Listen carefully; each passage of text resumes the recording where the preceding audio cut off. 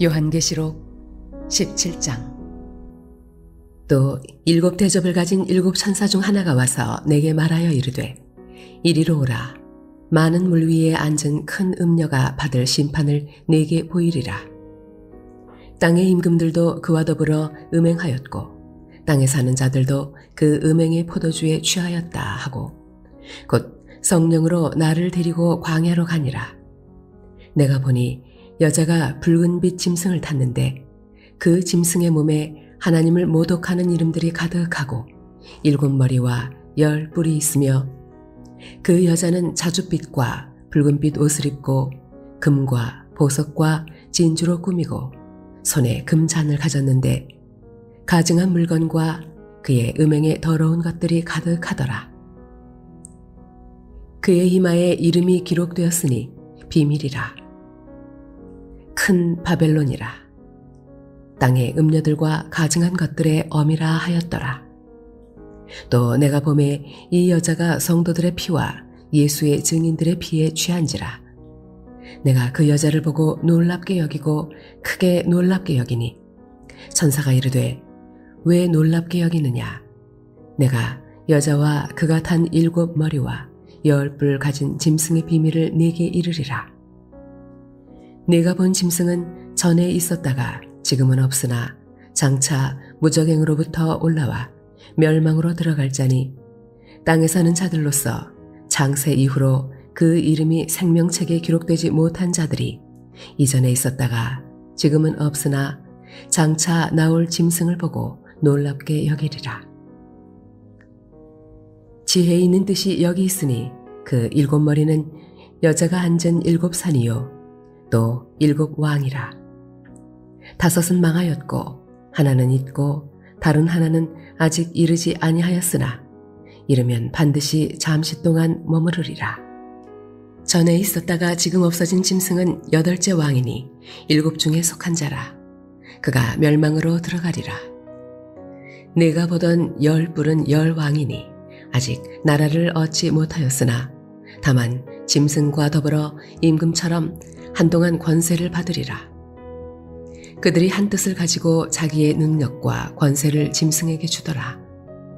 그들이 어린 양과 더불어 싸우려니와 어린 양은 만주의 주시요 만왕의 왕이심으로 그들을 이기실 터이요 또 그와 함께 있는 자들 곧 부르심을 받고 택하심을 받은 진실한 자들도 이기리로다.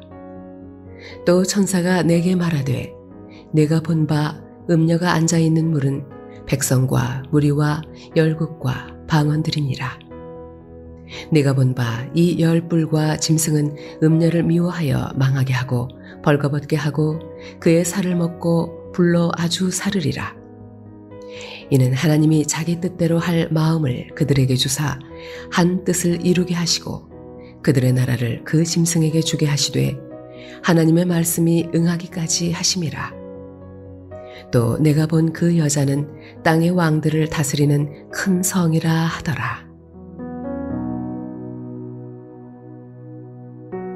할렐루야. 오늘도 하나님께서 주신 은혜를 힘입어 하루를 승리하는 저와 여러분 되시길 주님의 이름으로 축원합니다. 오늘 하나님 말씀은 신약성경 요한계시록 17장 1절에서 8절입니다. 요한계시록 16장까지는 이제 7 대접의 재앙을 끝으로 7인 그리고 7 나팔, 7 대접의 모든 재앙이 끝이 납니다. 그리고 17장부터는 본격적으로 요한계시록의 마지막 부분으로 이제 나아가고 있는데요. 이제 이 세상의 모든 악한 세력들의 최종적인 멸망과 하나님 나라 공동체의 완전한 승리와 영광의 내용이 기다리고 있는 것이죠. 완전한 승리에 앞서서 먼저 17장과 18장에서는 이 악한 세력이 멸망당하는 내용이 나오는데 그 먼저는 바로 바벨론의 멸망입니다. 바벨론은 구약 성경에서는 하나님을 떠난 도시로도 상징적으로 사용되고 있습니다. 먼저 사도 요한 당시에는 세상의 중심이며 또 교회를 핍박하였던 로마 제국을 상징하는 표현으로 사용하기도 했습니다. 이제 마지막에 이르러 영원히 무너질 것 같지 않았던 이런 죄악과 음행과 교만으로 가득한 바벨론이 세상이 철저하게 심판을 받는 것이죠. 바벨론의 멸망은 17장, 18장 두 장에 걸쳐서 자세하게 나옵니다. 17장에서는 하나님을 모독하는 이름들이 가득한 붉은 짐승을 타고 있다는 이 큰 음녀라는 존재가 등장하고 있습니다. 근데 이 음녀는 5절에 보면은 큰 바벨론이라고 분명히 나와 있습니다. 이 음녀를 바벨론이라 칭함으로써 단순히 여기서 말하는 이 멸망은 과거 구약시대에 페르시아에 멸망했던 바벨론을 다시 얘기하고 있는 게 아니라는 것은 우리는 알 수 있겠죠. 앞으로 있을 이 바벨론, 세상이라는 세속적인 이 세상을 의미하는 바벨론을 이 완전히 멸망할 것을 상징적으로 환상을 통해서 보고 그걸 기록한 말씀이라는 것을 우리가 알 수가 있습니다. 이 계시기록에 나오는 이 음녀 바벨론은 방금 말씀드렸듯이 세상을 말하는데요. 어떤 물리적인 세상, 어떤 빌딩이 있고 전기와 모든 정보 문화가 발달하고 산업 문화가 발달하고 또 예술과 철학이 발달한 그런 모양으로서의 세상이라기보다는 좀 더 본질적인 것을 말하는 것입니다. 그래서 계시록에 나오는 바벨론은 하나님을 떠난 세속적인 세상 문명 전체를 상징하는 것이죠. 하나님을 떠난, 그리고 특별히 과거, 현재, 미래의 모든 교회와 성도를 미혹하는 세상적인 악을 총칭하기도 합니다. 그래서 그것을 음녀와 바벨론으로 표현하고 있는 것입니다. 오늘은 이 음녀 바벨론이라는 이 세상 가운데 살고 있는 우리에게 이 말씀을 통해서 주신 몇 가지 교훈을 살펴보려고 합니다. 첫째는 하나님을 떠난 세상은 기본적으로 적그리스도를 기반으로 한다는 것입니다. 본문 3절에 보면은 이 큰 음녀 바벨론이 붉은 빛의 짐승을 탔다고 했습니다. 본문에 나오는 이 짐승은 적그리스도를 의미합니다. 세 가지가, 요한계시록에는 세 가지가 나오죠. 마치 성부, 성자, 성령 삼위일체 하나님을 표현해서 따라한 것처럼 큰 용이 있고, 그 다음에 짐승이 있고, 그리고 거짓 선지자들이 있습니다. 거짓 선지자들. 여기에 삼위일체로서 사탄과 적그리스도와 그리고 거짓 선지자들이 있는 것이죠. 그래서 신학적으로는 그걸 반삼위일체라고 합니다. 적그리스도처럼 하나님의 반대되는 삼위일체. 그래서 이 적그리스도를 의미하는 짐승을 이 큰 음녀가 타고 있는데, 중요한 건 이 짐승의 몸에 뭐라고 되어 있냐면 하나님을 모독하는 이름들이 가득하다. 적그리스도의 그 본성을 나타내는 거죠. 그 짐승, 악한 음녀, 세상이 타고 있는 적그리스도라는 짐승은 하나님을 모독하는 이름들이 가득하다라고 했어요. 하나님을 떠나 대적하는 세상 문명인데, 왜 세상 문명이 그렇게 하나님을 떠나 대적하냐? 그들이 기반을 두고 있는, 그들이 타고 있는 이 이 짐승, 적그리스도 자체가 하나님을 모독하는 이름들을 가득 갖고 있는 존재. 즉 하나님을 대적하는 그리스도가 이 세상의 배후에 도사리고 있기 때문에 이 세상은 당연히 악할 수밖에 없고 하나님을 대적할 수밖에 없는 존재가 된 거죠.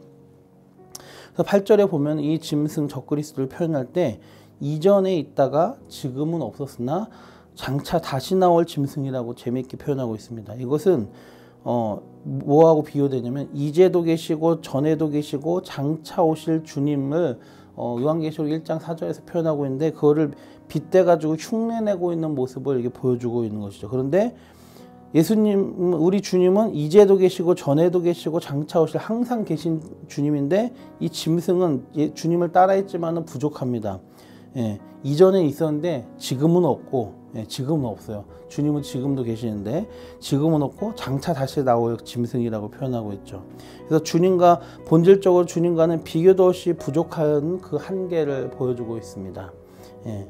그래서 그런 숫자적인 의미를 이 요한계시록을 많이 사용하고 있는데, 그래서 7은 성스러운 거룩함과 함께 완전함, 우리 주님의 완전함을 상징한다면은 그 하나 부족한 6은 짐승의 숫자라고 하지 않았습니까? 그래서 13장에서도 짐승의 수를 16장인가 666이라고 표현하고 있죠. 666. 짐승이 하나 부족한 수를 6이라고 표현하고 있는 것이죠. 그것처럼 오늘 본문 8절에 나오는 적그리스도 짐승도 장차도 나오고 이전에도 있었는데 지금은 없다.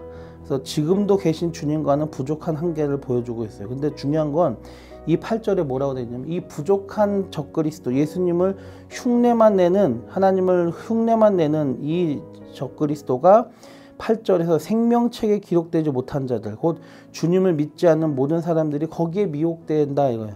그래서 적그리스도에 미혹되어서 그를 놀랍게 여기고 그를 따르게 된다. 이것이 곧 세상의 본질입니다. 영적 본질이에요. 이 세상은 하나님을 따르는 존재예요.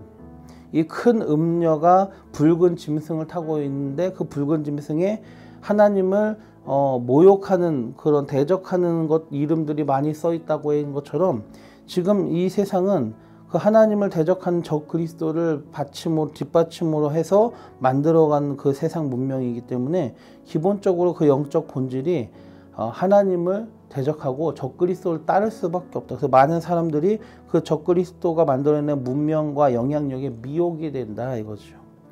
그들도 그러면은 하나님을 대적하는 존재가 되는 것입니다. 이 세상이 짐승 곧 적그리스도를 기반으로 하기 때문에 뭐라고 합니까? 요한일서 2장 5절에도 경고하고 있죠. 이 세상이나 세상에 있는 것들을 사랑하지 말라. 사랑하지 말라. 누구든지 세상을 사랑하면 아버지의 사랑이 그 안에 있지 않다 했습니다.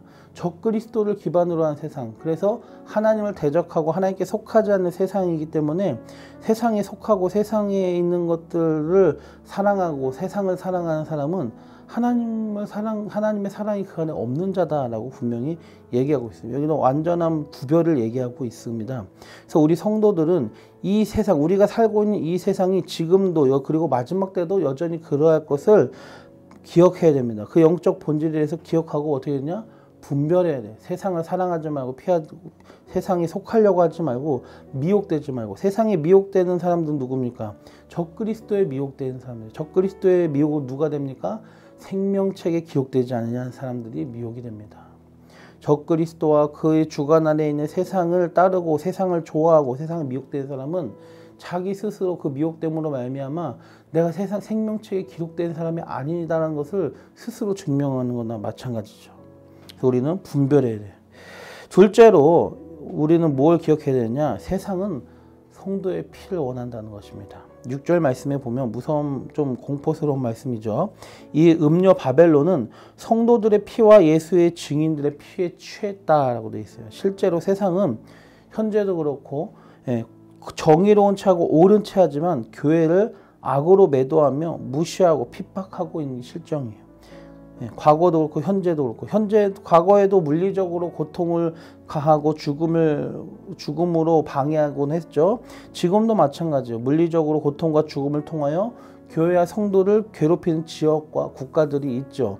그리고 또 뿐만이 아니라 법과 사회적 여론과 민심과 미디어 등을 통해서 교회를 무시하고 압박하고 방해하고 혐오하고 있는 실정입니다. 가장 큰 게 요즘 우리나라에서는 지금 차별금지법, 동성애 뭐 이런 것, 그리고 이제 국회 청문회 통해서 이제 불거진 이 진화론과 창조론의 문제도 있죠. 계속해서 이제 진정으로 성경을 성경대로 믿고 진실한 신앙을 갖고 있는 사람들을 비난하고 무시하고 압박하고 방해하고 혐오하고 하는 그런 조롱하고 하는 그런 것들이 더 심해질 것입니다. 주님 모실 날이 가까울수록 더 심해진다 이거예요. 주님을 대적하고 주님께 속한 교회와 성도들 미워하는 이 적그리스도의 세력을 기반으로 하는 이 세상 문명과 그 적그리스도에게 미혹된 불신자들, 또 음녀, 바벨론이라는 이 세상은 오늘 말씀대로 성도와 증인들의 그리고 교회의 피로 취해 있다. 그들은 피로 취해 있고 더 피에 취하려고 성도와 교회의 피를 더 얻으려고 할 것입니다. 디모데후서 3장 12절에 보면 그래서 이렇게 말씀합니다. 무릇 그리스도 예수 안에서 경건하게 살고자 하는 자는 박해를 받으리라. 아멘. 그리스도 예수 안에서 경건하게 살고자 하는 자는 박해를 받으리라. 말세가 되었을수록 더 심해집니다. 여러분 경건하게 살고자 하십니까? 박해가 있을 것입니다. 기억하십시오. 참된 하나님의 자녀에 대한 이 세상의 태도가 정의와 적의와 증오인 것은 당연합니다. 왜일까요? 소속이 다르기 때문이에요. 소속이 다르기 때문에. 그래서 우리는 정신 차리고 그런 온갖 핍박과 방해와 무시와 매도와 조롱에도 강하고 담대하고 내가 참된 길에 서 있기 때문에 하나님의 자녀로 참되게 살기로 하기 때문에 이런 공격이 오는구나 라는 것을 기억해야 됩니다. 그런 것이 없다. 그러면 오히려 스스로를 내가 진짜 경건하게 살려고 하고 있는 거야? 생각을 해봐야 됩니다. 내가 경건하게 살고자 하는데 나를 가만히 두지 않거든요. 그럼 나는 지금 경건치 않다는 거야. 사단이 가만히 내버려둬도 알아서 너는 하나님이 아니라 내 쪽으로 오고 있구나 라고 말하는 것입니다. 우린 정신 차리고 우리 하나님의 자녀라는 정체성을 분명히 가지며 살아야 됩니다. 분별 없이 타협하거나 미혹되어서는 안 될 것입니다. 마지막으로 우리가 얻을 교훈 뭐냐? 이기는 자 옆에 서야 승리할 수 있다는 것입니다. 이기는 자 옆에 서야. 음녀 바벨론이라는 세상과 적그리스도의 세력이 아무리 교회와 성도를 핍박하고 세상을 막 점령해가도 결국 승리는 누구에게 있습니까? 어린 양에게, 예수에게 있습니다. 오늘 본문 14절에 보면 분명히 얘기하고 있죠. 그들이 어린 양과 싸우지만 어린 양 예수께서는 만왕의 왕 만주의 주이심으로 그들을 이기신다 하였습니다. 그리고 주님만 이기고 끝난 게 아니라 중요한 것은 그 주님과 어린 양과 함께 있는 자들, 그래서 오늘 본문 표현대로 부르심받고 택함받은 진실한 자들도 이기리라. 어린 양께서 이기시고 마지막에 세상을 이기시고 적그리스도를 이기시지만은 그 옆에 있는 부르심받고 택함받은 진실한 자들도 이기리라 했어요. 그러니까 예수님 곁에 있는 자들, 함께 있는 자들이 그 승리를 함께 누린다는 것입니다. 예수님께서 이기셔요. 승리는 예정이 되어 있습니다. 지금 세상이 그리고 적그리스도의 세력이 너무도 강하고 교회와 성도들을 핍박하고 정말 이대로 끝인가라는 생각이 될 정도로 어려움을 앞으로 더 크게 당하겠지만, 그러나 그 환난과 어려움 가운데서 핍박 가운데서도 우리가 기억해야 될 것은 승리는 예정되어 있다. 그리스도께서 이기십니다. 중요한 것은 우리가 어디 서느냐, 그 마지막 때에 내가 어디 서 있느냐죠. 이미 앞에서 두 가지 살펴봤습니다. 세상은 적그리스도를 기반으로 하고, 그리고 세상은 성도를 미워하고 피에 취해 있다. 그 피해.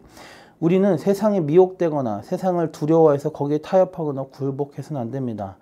세상에 속해서는 안 된다는 것입니다. 세상과 예수님 둘 다에 속할 수는 없어요. 양다리 거칠 수는 없습니다. 두 주인을 섬길 수 없다. 마태복음 6장 24절에도 두 주인을 섬길 수 없다고 분명히 얘기하고 있습니다. 최종적인 승리는 이미 정해져 있습니다. 예수께 있습니다.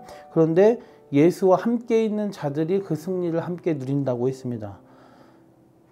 중간 과정이 승리를 얻기까지 중간 과정이 그 과정을 버티고 힘들고, 그리고 그 과정이 너무 어렵고 두렵고, 또 세상이 주는 달콤함과 편리함과 편안함이 너무 매력적이어서 하나님의 참된 자녀로서의 경건함을 저버리고 주님 오시기 전까지 세상과 양다리를 걸치려고 하는 사람에게는 최종적인 승리가 없습니다. 그 사람은 최종적인 승리를 누릴 수가 없어요. 양다리를 걸친다고 하지만 양다리를 걸치는 순간 이미 하나님께 속한 자가 아니기 때문이에요. 중간은 없습니다. 둘 다도 없습니다. 하나만 골라야 됩니다. 우리는 주님 오실 때까지 양다리 걸칠 수 있다고 착각하고 양다리 걸친다고 주님께 오시면은 이러고 살다가 나 세상에도 있고 주님께도 한 다리 걸치고 있다가 주님 오시면 주님께로 싹 갈아타야지, 요런 간사한 얌체짓을 하나님이 싫어하시기 때문에 언제 오실지 날짜를 주시지 않은 거예요. 우리 그런 것은 가능하지 않습니다. 오직 매일 하루하루 타협하지 않고 매일매일 주님 편에 온전히 서 있는 사람만이 마지막 날에도 끝까지 온전히 주님 앞에 서 있는 사람이 될 것입니다.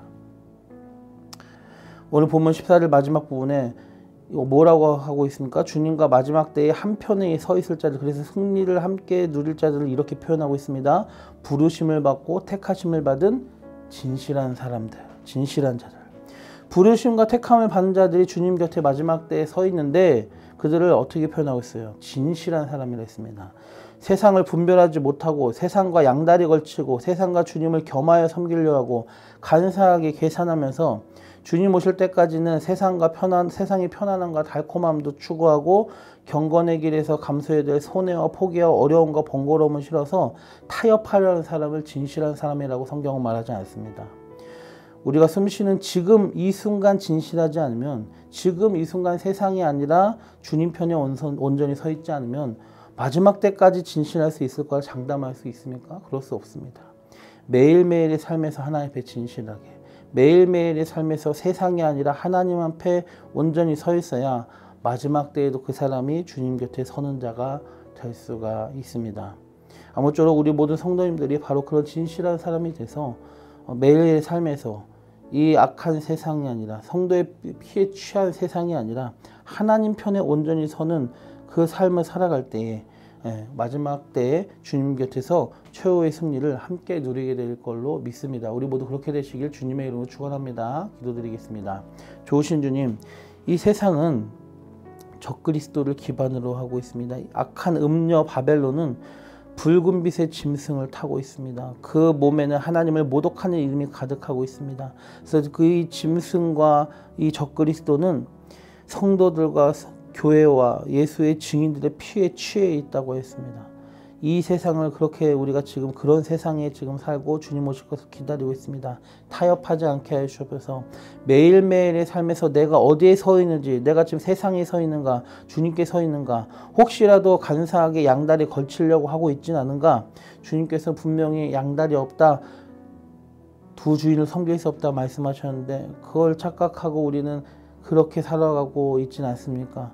이제 우리가 매일매일의 삶에서 주님 보시기에 진실한 사람으로서 하나님의 사람으로서 온전히 서게 하여 주시옵소서. 그러므로 마지막 때까지 주님의 곁에 서 있어서 주님과 함께 최후의 승리를 맛볼 수 있는 우리들이 될 수 있도록 주여 우리의 마음과 생각을 지켜주시고 이 악한 때를 분별하여 주님 오실 것을 예배하며 살아가는 승리자가 되게 하여 주시옵소서. 예수님의 이름으로 감사하며 기도드리옵나이다. 아멘.